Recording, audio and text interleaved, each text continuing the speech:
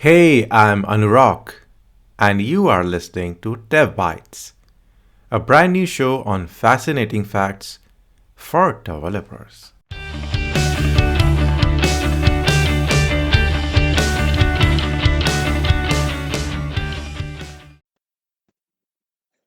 WordPress probably does not need an introduction.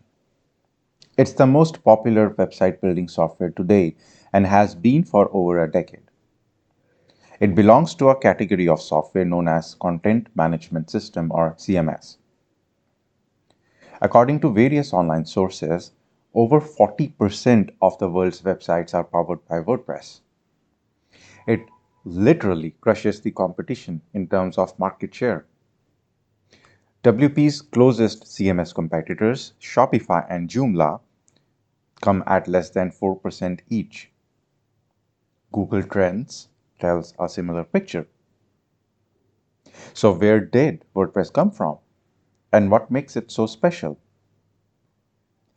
WordPress is open source software that fully embraces the ideals of freedom, popularized by the FOSS revolution. FOSS itself is a fascinating topic that I will cover in a future episode. Like all great things in history, WordPress had a nimble beginning. The early 2000s was an exciting time for the internet. The era ushered in innovative technologies such as instant messaging, social media, and Web 2.0. Blogging started to gain widespread attention, converting long-time consumers into producers of content. Blogger was an online service launched by Evan Williams in 1999 that helped make blogging a thing in the United States. It was a proprietary platform where anyone could create a blog for free. In 2001-2002, open source blogging solutions started springing up that allowed serious bloggers to set up an independent blog on their own server with a custom domain totally free of charge. One such blogging engine was B2 by French programmer Michel Valdry. In 2002, a jazz saxophonist and political science student at the University of Houston named Matt Mullenweg installed B2 for his personal blog. Matt was an avid blogger, often posting several times in a day. After discovering that the author of B2 was unable to provide further updates for his software, he decided to fork it to continue the mission that B2 had started.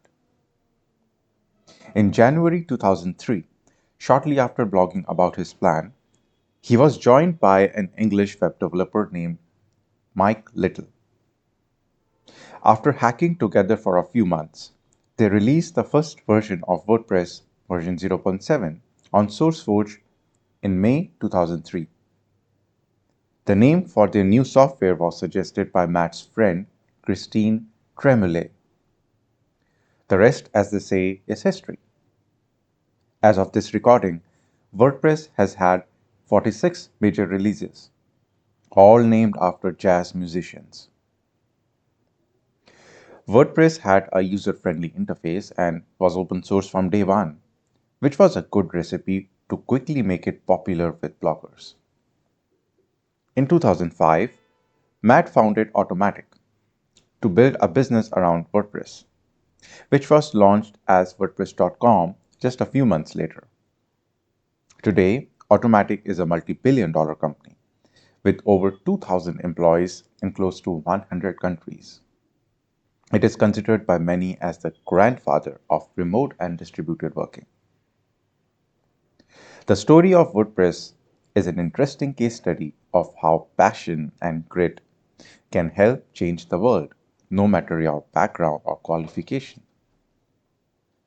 I will end with a disclaimer. I currently work as a software engineer at Automatic. This episode is purely a creative exercise. I was not incentivized to create it by Automatic in any way whatsoever. If you liked this week's episode, please support me by liking, subscribing, or sharing. Until next time, adios!